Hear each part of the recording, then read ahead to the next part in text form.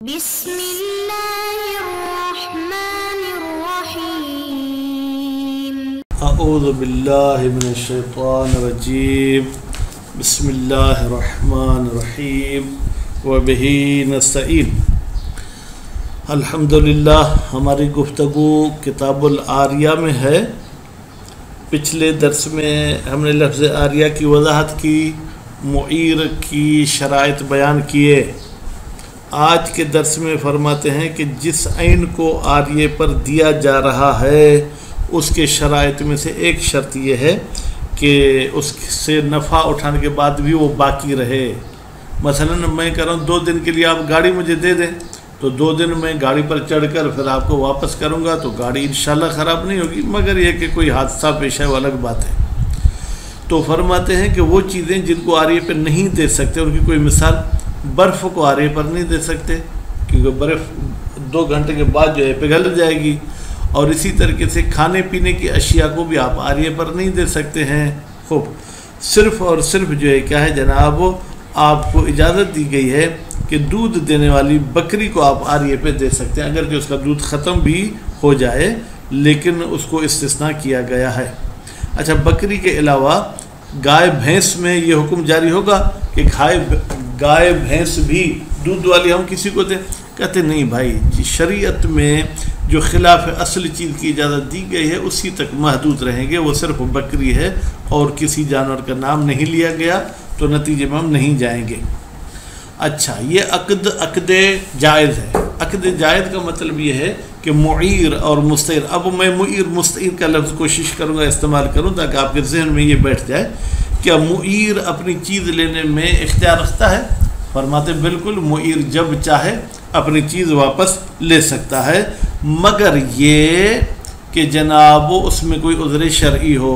مثلا اس سے کوئی انہوں نے تختہ لیا تھا، لکڑی کا تختہ لیا تھا یا لوہے کی کوئی پلیٹ لی تھی، وہ کشتی میں انہوں نے فٹ کی، کشتی کو کوئی سوراخ تھا اور وہ بیچ دریا میں ہے، سمندر میں، اب کہتا مجھے اپنی دے دو، تو بھائی یہ عقد توڑ سکتا ہے اس وقت بھی، لیکن اس کو وہ چیز ملے گی تب جب وہ کنارے پر آئیں گے، الا ان کے پانی کے بیچ میں ہی وہ اگر اصلاح کر سکتے ہیں تو ٹھیک۔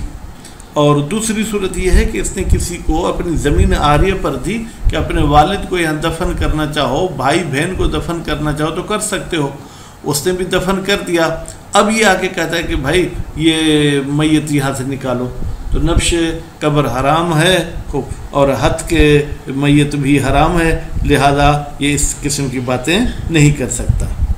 اچھا، اس کے بعد پھر فرماتے ہیں کہ اور اگر مستعیر کو کوئی نقصان ہوتا ہے اس کے رجوع سے تو بھی یہ رجوع نہیں کرے گا۔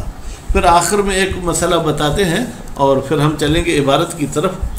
اگر کسی نے مجھے زمین دی کہ آپ اس زمین میں درخت لگا سکتے ہو، میں نے درخت وہاں لگائے، اب وہ درخت لگانے کے لیے تو لازمی ہے مجھے اس زمین میں جانا پڑے گا، درختوں کو پانی دینا پڑے گا، درختوں کی خدمت، تو وہ جو میں درخت تک جاتا ہوں اس کی زمین میں تصرف کرنا میرے لیے جائز ہے؟ کہتے بالکل جائز ہے۔ کیوں بھائی؟ اس لیے کہ جب آپ نے ایک چیز کی اجازت دی ہے تو اس کے لوازمات کی بھی آپ کو اجازت گویا کہ دینی پڑے گی۔ اچھا، جب وہ ان درختوں تک جا سکتا ہے تو ان کے سائے میں بیٹھنا چاہے بیٹھ بھی سکتا ہے، اور مالک الارض کیا اس درخت کے نیچے جا کے بیٹھ سکتا ہے؟ بالکل بھائی، وہ تو مالک ہے، سائے میں بیٹھنا، یہ درخت کو استعمال کرنا نہیں۔ جیسے یہ اپنی ایک ایسی زمین میں بیٹھے جو عاریہ پر نہیں دی تھی، لیکن اس زمین میں بھی عاریہ والے درخت کا سایہ آ رہا ہے تو وہاں بیٹھ سکتا ہے یا نہیں؟ یا یہ ایک مباح زمین میں بیٹھا تھا جہاں پر کسی کے بھی درخت کا سایہ پڑتا ہے یا عاریہ والے کا سایہ پڑتا ہے تو بھی بیٹھ سکتا ہے، کوئی حرج نہیں ہے۔ تو نتیجے میں جناب یہ شخص معیر اپنی زمین کو تو استعمال کر سکتا ہے، اس زمین کے استعمال کرنے میں کسی قسم کا کوئی حرج نہیں ہے۔ تو ابھی ہم چلتے ہیں عبارت کی طرف۔ وَقَوْنُ الْعَيْنِ، یعنی یہ گویا کہ ما قبل پر عطف ہے، یعنی معیر میں یہ شرائط ہیں اور عین میں یہ شرائط ہیں کہ یہ عین ہونی چاہیے، مما ان عیون میں سے، یصح الانتفاع بہا، صحیح ہو کہ ہم اس عین سے نفع حاصل کریں، مع بقائہا، اور وہ عین بھی اپنی جگہ پر باقی ہو، فلا یصح ہو، تو نتیجہ اس شرط کا یہ ہے، صحیح نہیں ہے اعارۃ ما اس چیز کا عاریہ دینا لا یتم الانتفاع بہ جس سے نفع حاصل کرنا مکمل نہیں ہوگا الا بذهاب عینہ مگر یہ کہ وہ شے وہ عاریہ ہی جو ہے کیا ہے وہ ختم ہو جائے. کل اطعمت بھائی مچھلی فرائی کر کے آپ نے میرے سامنے رکھی, آپ نے کہا یہ جی قبلہ ہم نے آپ کو عاریہ پر دی. بھائی کیا عاریہ پر دی ہے؟ آپ کہیں گے ہم نے آپ کے لیے مباح کی ہے تو ٹھیک ہے, عاریہ پر اس کو نہیں دے سکتے. وَيُسْتَثْنَى مِن ذَلِكَ یہ جو ہم نے کہا کہ ذہاب عین کی صورت میں عاریہ نہیں دے سکتے, اس سے استثناء کیا گیا ہے. کس کو جناب؟ استثناء کیا گیا ہے منہا کو. وہی شاۃ المستعارۃ للحلب یہ وہ بکری ہے جس کو عاریہ پہ لیتے ہیں تاکہ اس سے دودھ پئیں. للنص اس کی استثناء کے بارے میں نص موجود ہے. وفی تعدی ہے آیا یہ حکم دودھ کے پینے والا خوب یا یوں سمجھیں کہ عاریۃ المنہا والا الی غیرہا دوسرے حیوانوں کی طرف بھی جائے گا. من الحیوان المتخذ للحلب جن کو لیا جاتا ہے تاکہ ان سے دودھ جو ہے کیا وہ نکالا جائے. وجہان اس میں دو وجہیں یعنی بعض کہیں گے ہاں بعض کہیں گے نہیں. لیکن شہید ثانی فرماتے ہیں والاقتصار فیما خالف الاصل اکتفا کرنا اس مورد میں جو اصل کے مخالف ہے. اصل یہ ہے کہ ایسی چیز کو عاریہ پر نہ دیا جائے. علی موضع الیقین موضع یقین پر اکتفا کرنا یعنی بکری پر اکتفا کرنا اجود اچھا ہے, گائے بھینس کو شامل نہیں ہوگا. وللمالک ارجوع اور مالک کو رجوع کا حق ہے عاریہ میں متی شاء جب بھی چاہے. لاقتضاء جواز العقد اس لیے کہ جواز عقد تقاضا کرتا ہے ذالک اس رجوع کی جب چاہے رجوع کر سکتا ہے. الا فی الاعارۃ للدفن مگر یہ کہ اس نے کوئی دفن کے لیے اجازت دی ہو. اے دفن المیت المسلم بھائی مسلمان میت کو دفن کیا گیا ہے. ومن بحکم ہی یا ایسے بندے کو دفن کیا گیا ہے جو مسلم کے حکم ہے. کون؟ مثلا بچہ مسلمان کا یا مسلمان کا بچہ جو پاگل ہے اگرچہ ابھی بالغ ہے. فلا یجوز رجوع فیہ تو اب اس دفن والے مسئلے میں رجوع نہیں کر سکتے. بعد الطم جب اس قبر کو بند کر چکے اس میں مٹی ڈال چکے میت کو دفن کر چکے. لتحریم نبشہ اس لیے کہ قبر کو کھولنا حرام ہے. وہ حد کے حرمت ہی اور اس کی عزت کو پامال کرنا. حرمت بمعنی عزت, حد یعنی پامال کرنا یہ بھی ٹھیک نہیں ہے. الا ان تندرس عظامہ یہاں تک کہ اس میت کی ہڈیاں جو ہے وہ گل سڑ جائیں یعنی وہ بالکل مٹی بن جائے تو اب وہ آپ کی زمین ہے, پھر آپ اس کو جیسے استعمال کرنا چاہیں کر سکتے ہیں. ولو رجع قبلہ لیکن اگر مالک رجوع کرتا قبلہ کی سمجھے کہ تم ابھی قبر کو بند نہیں کیا تھا. وَإِنْ كَانَ الْمَيِّتُ قَدْ وُضِعَ اگرچہ میت کو اس قبر میں رکھا بھی گیا ہے تو بھی رجوع کر سکتا ہے. علی الاقوا قول قوی کے مطابق. کیوں بھائی؟ للاصل اس لیے کہ اصل جو ہے کہ ہے وہ جواز رجوع ہے. یا یوں کہ اصل سے مراد استصحاب یعنی میت کے رکھنے سے پہلے تو رجوع کر سکتا تھا ابھی بھی رجوع کر سکتا ہے. فمعونۃ الحفر یہ جو گڑھا کھودا گیا یا قبر کھودی گئی اس کھودنے کی جو ہے کیا ہے خرچہ کون کرے گا؟ لازمۃ لولی المیت یہ ضروری ہے میت کے ولی کے لیے.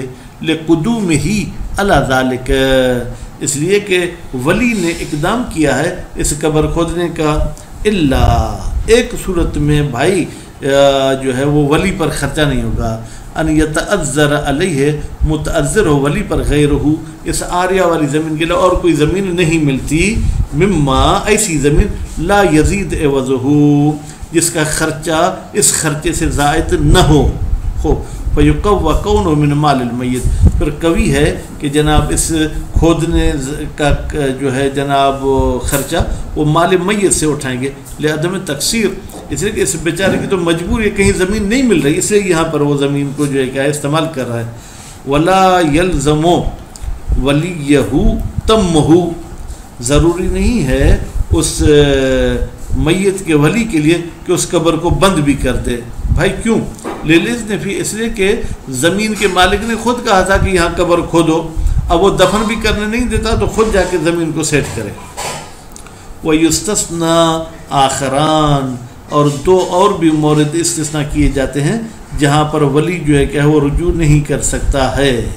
وہ کون سے دو مورد؟ پہلا مورد اذا حصل برجوع ضرر علی المستعیر، جب مالک کے رجوع کرنے سے مستعیر کو نقصان ہو، لا یستدرک، ایسا نقصان کہ جس کا جبران نہیں کیا جا سکتا۔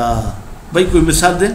کما لو اعارہ، اعار کا فاعل معیر، ہو کی ضمیر جا رہی مستعیر کی طرف، معیر نے مستعیر کو آریہ پر دیا، لوہن کوئی تختہ، کوئی لوہے کی پلیٹ، رق بہی سفینتہ، اس نے بھی اس لوہے کی پلیٹ یا اس لکڑی کے تختے کے ساتھ اپنی جو ہے کشتی کو جوڑ لیا۔